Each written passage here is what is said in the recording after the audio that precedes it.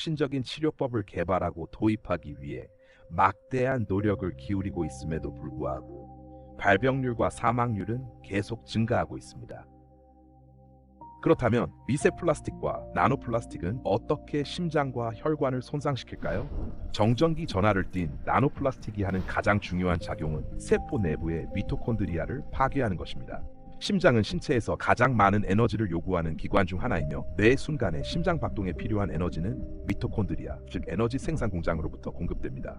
미토콘드리아의 기능이 손상되면 심장은 말 그대로 멈추기 시작합니다. 정상적인 리듬과 강한 수축을 유지할 충분한 에너지를 더 이상 공급받지 못하게 되기 때문입니다. 심근경색과 뇌졸중은 모든 질병 가운데 전 세계 사망 원인 최상위를 여전히 차지하고 있습니다. 이러한 맥락에서 특히 우려되는 점은 과학자들이 동맥벽 내부에 형성되는 죽상경화반, 즉 혈관을 좁히고 혈류를 차단할 수 있는 치밀한 침착물 속에서 미세 플라스틱과 나노 플라스틱을 발견했다는 사실입니다. 혈관이 좁아지거나 혈전이 형성되면 심장이나 뇌로의 혈액순환이 방해되어 심근경색이나 뇌졸중의 위험이 급격히 증가합니다. 연구에 따르면 동맥 경화반에 미세 플라스틱이 존재할 경우 이러한 생명을 위협하는 사건과 치명적 결과의 위험은 4.5배 증가합니다. 미세 플라스틱과 나노 플라스틱 입자는 혈전 형성을 유발합니다. 미세 플라스틱과 나노 플라스틱이 혈류로 들어오면 이들은 단순히 수동적으로 떠다니지 않습니다. 정전기 전하로 인해 플라스틱 입자는 혈관벽에 부착되고 혈액 단백질과 세포를 끌어당깁니다. 이렇게 코팅된 입자들은 혈관 내벽을 덮고 있는 초방막 세포층인 내피를 손상시킵니다. 내피는 혈관의 지능형 외피와 같습니다.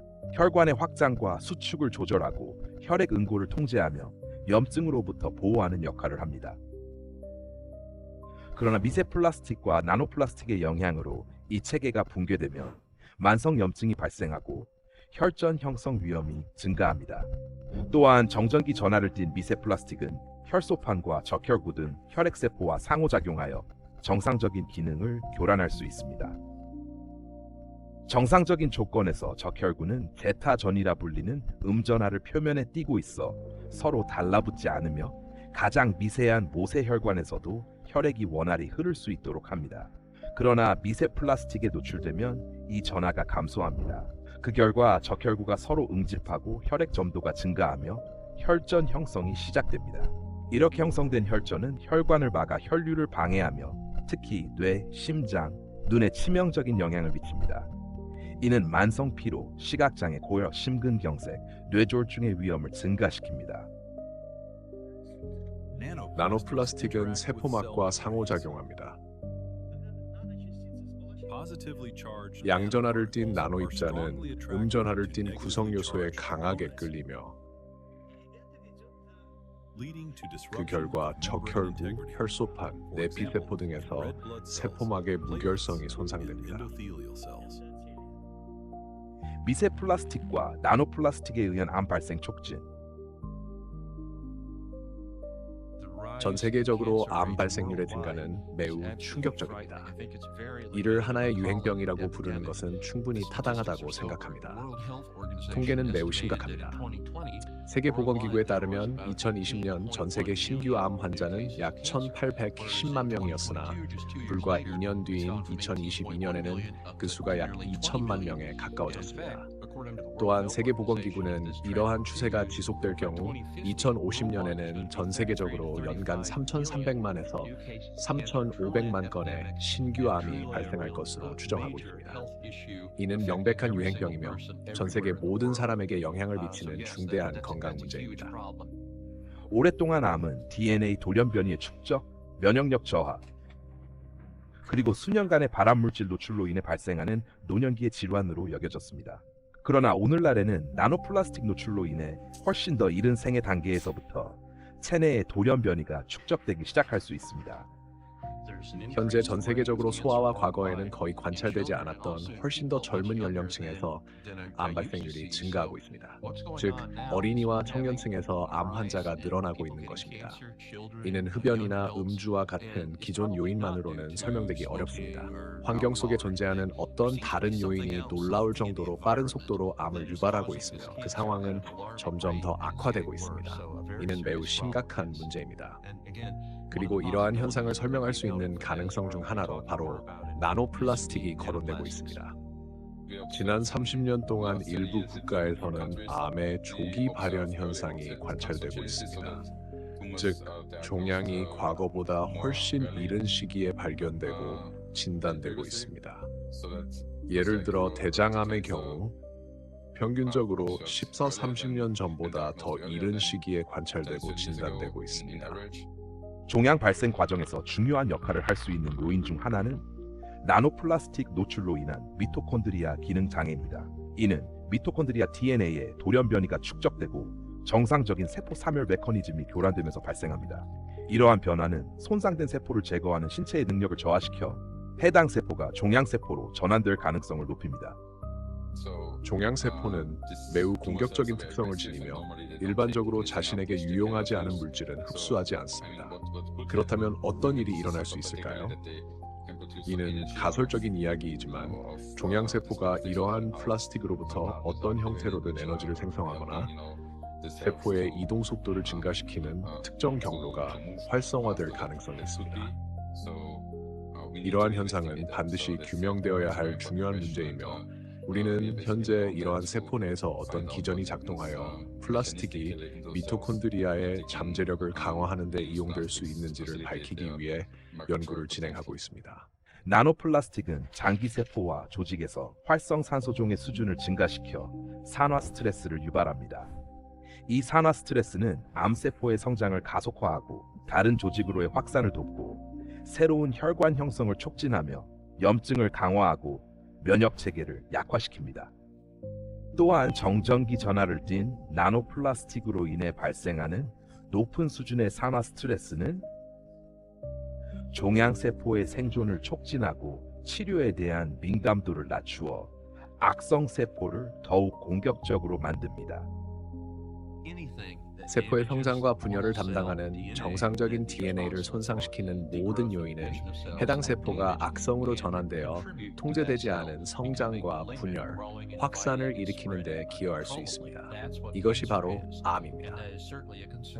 그리고 나노플라스틱의 영향에 대해 우려되는 이유도 여기에 있습니다. 그뿐만 아니라 나노플라스틱은 세포의 산소 공급과 정상적인 기능 수행 능력 등 세포 기능 전반에 영향을 미칩니다. 암을 치료하는 의사로서 저는 나노플라스틱이 암 치료의 효과를 저하시킬 가능성에 대해 심각한 우려를 갖고 있습니다. 저는 방사선 치료를 통해 암을 치료하는 의사이기 때문에 나노 입자가 방사선 치료의 효과를 저해할 수 있다는 점이 특히 우려됩니다. 실제로 일부 전임상 연구에서는 나노 입자, 특히 이들이 지닌 전형적인 음전화 특성과 결합하여 세포에 부정적인 영향을 미칠 뿐만 아니라 방사선 치료의 효과를 감소시킬 수 있음을 시사하고 있습니다. 따라서 나노 입자가 방사선 치료뿐 아니라 화학요법이나 기타 전신치료, 면역치료 등 다양한 암 치료법의 효과를 저하시킬 수 있다는 이론적 근거는 충분히 존재합니다. 비엔나 의과대학의 연구에 따르면 미세 플라스틱과 나노플라스틱 입자는 기존에 생각했던 것보다 훨씬 더 오랜 시간 세포 내부에 남아 있으며 세포 분열 과정에서 새로 생성된 세포로 그대로 전달되는 것으로 나타났습니다. 또한 이러한 플라스틱 입자가 종양의 전이에 관여할 가능성을 시사하는 초기 증거도 보고되고 있습니다. 종양은 매우 빠르게 성장할 뿐만 아니라 확산됩니다. 우리가 관찰한 바에 따르면 이러한 플라스틱 입자들은 세포 분열 이후에도 세포 내에 남아 있으며 세포의 이동 속도를 증가시키는 데 기여합니다.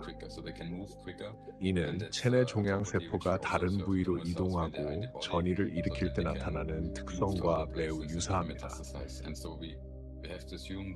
따라서 체내에서도 종양 세포가 플라스틱을 이용해 증식하고 신체 곳곳으로 이동할 수 있다고 가정해야 합니다. 제가 이 플라스틱 문제를 접했을 때 저는 인류가 잠재적으로 독성이 있으며 수십 년, 수백 년에 걸쳐 축적될 수 있는 물질을 도입했다는 생각을 하게 되었습니다. 이는 단순히 장기간에 걸친 건강 영향뿐만 아니라 암의 발생과 진화 과정, 더 나아가 새로운 종의 진화와 전체 생태계의 진화에도 영향을 미칠 수 있는 문제입니다. 나노플라스틱은 인체의 모든 시스템에 영향을 미칩니다. 정전기 전하로 인해 연쇄적인 과정을 촉발하는 방아쇠로 작용하며 그 결과 심각한 질병으로 이어집니다. 오늘날 우리는 나노플라스틱이 전 세계 주요 사망 원인으로 자리 잡은 질환들의 발생에 중요한 역할을 한다는 사실을 알고 있습니다. 인류는 이미 항생제 내성, 자가 면역 질환, 신경퇴행성 질환, 암과 같은 거대한 위협에 직면해 있는 듯 보입니다. 그러나 질병 그 자체보다 더 두려운 것이 존재합니다. 겉보기에는 건강하고 에너지가 넘치는 일상을 살다가 운동을 하고 발표를 하고 친구를 만나는 평범한 하루 속에서 다음 순간 갑자기 사망하는 상황을 상상해 보십시오. 마치 누군가 전등을 꺼버린 것처럼 신체 기능이 즉시 멈춰버립니다. 미세 나노플라스틱과 돌연사 증후군의 연관성은 존재하는가? 성인 돌연사 증후군은 여전히 의학에서 가장 난해하고 설명되지 않은 문제 중 하나로 남아 있습니다. 겉으로는 아무런 질병의 징후가 없던 사람이 갑작스럽게 사망하며 의사와 가족들은 왜? 라는 질문에 답을 찾지 못합니다. 세계보건기구에 따르면 부정맥성 돌연사는 전 세계에서 매년 약 500만 명의 생명을 앗아갑니다. 유럽과 미국에서는 심혈관 질환으로 인한 성인 사망의 최대 20%를 차지합니다. 전통적으로 그 주요 원인은 관상동맥 질환, 부정맥, 심근병증과 같은 잠재적인 심장 질환으로 여겨져 왔습니다. 그러나 최근 몇 년간 연구자들의 관심은 새로운 위험 요인으로 향하고 있습니다. 바로 미세 플라스틱과 나노플라스틱 노출입니다. 나노플라스틱이 돌연사로 이어질 수 있는 과정을 어떻게 촉발하는지를 이해하기 위해 이 물질들이 무엇을 하는지 다시 살펴볼 필요가 있습니다. 앞서 살펴본 바와 같이 나노플라스틱의 가장 파괴적인 특성은 표면의 정전기 전하입니다. 이 전하는 세포 간 전기적 신호 전달을 방해하고